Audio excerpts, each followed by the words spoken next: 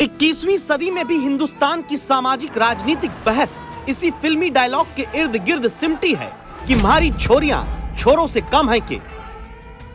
तभी तो हमारे देश में 130 करोड़ की आबादी के बीच से 119 खिलाड़ियों का दल टोक्यो ओलंपिक के लिए जब जाता है, जिनमें पहली बार सबसे ज्यादा 55 महिला खिलाड़ी होती हैं, और तब देश के लिए ओलंपिक में इस बार पहला पदक मीराबाई चानू वेट लिफ्टिंग में जीतती हैं। बॉक्सिंग के 69 किलोग्राम वर्ग में लवलीना बोरगोहेन दूसरे पदक को पक्का कर देती हैं, और बैडमिंटन के सेमीफाइनल में जगह बनाकर पीवी सिंधु ओलंपिक में इस बार भारत के तीसरे पदक के सपने को मजबूत कर देती हैं।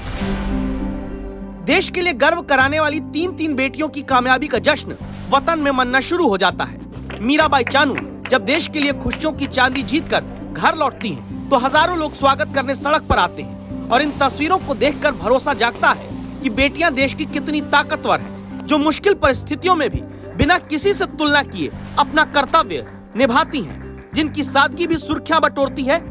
और इस सादगी के बीच में ये जान लीजिए कि एक वक्त ऐसा था कि 1956 में मेलबर्न ओलंपिक में लगातार दूसरी बार क्वालिफाई करने वाली महिला खिलाड़ी मैरी डिसूजा को पैसों की कमी के कारण जाने से रोक दिया गया था, और पिछले 2 दशक में ओलंपिक में अगर भारत ने 15 मेडल जीते तो 7 मेडल देश की बेटियों ने दिलाया।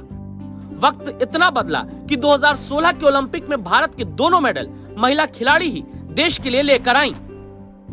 उन्हीं में से एक हैं पीवी सिंधु, जिन्होंने पिछली बार रियो ओलंपिक में सिल्वर मेडल जीता। इस बार भी मेडल की उम्मीद बंधी है। सिंधु ने सेमीफाइनल में जगह बनाई। सिंधु में मेडल की आस प्रधानमंत्री तक को है, वो खुद कह चुके हैं। मुझे याद आता है कि गोपीचंद जी ने एक इंटरव्यू में कहा था कि उन्होंने रियो ओलंपिक के पहले आपका फोन ले लिया था, आपको आइसक्रीम भी खाना अलाउ नहीं किया था। अब आपकी बारी है, आप खूब मेहनत कीजिए, और मुझे विश्वास है कि इस बार भी आप जरूर सफल होगी। और जब सफलता के बाद मेरा मिलना होता ही आप लोगों से, तो मैं भी आपके साथ आइसक्रीम खाऊंगा।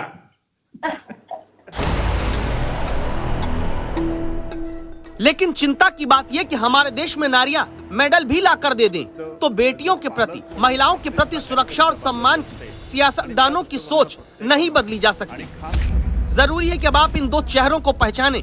एक हैं गोवा के मुख्यमंत्री प्रमोद सावंत, और दूसरे हैं गोवा के कला और संस्कृति मंत्री गोविंद गौड़े।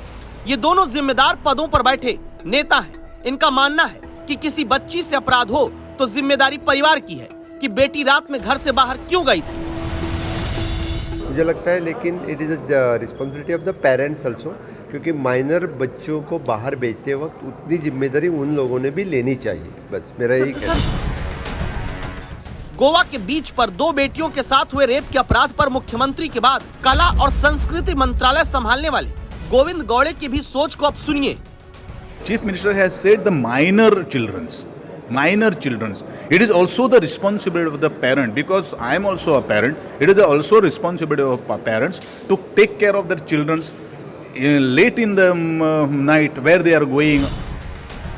जहां मीराबाई जैसी बेटी ही देश के लिए खुशियों की जिम्मेदारी उठाते हुए चांदी दिलाती हो, जहां लवलीना जैसी बेटी मेडल सुनिश्चित करने का पंच लगाती हो, जहां पीवी सिंधु जैसी बेटी विश्व रैंकिंग में अपने से 2 पायदान ऊपर की खिलाड़ी को हराकर मेडल की उम्मीद लगातार दूसरे ओलंपिक में जिंदा रखती हो, वहां बेटियां ही देश के लिए और मेडल जीत सकती हैं, अगर सोच सुधर जाए उस सियासत की जो मेडल जीतती नारी के लिए ताली तो बजाती है, लेकिन नारी के लिए सुरक्षा की जिम्मेदारी पर पल्ला झाड़ लेती है।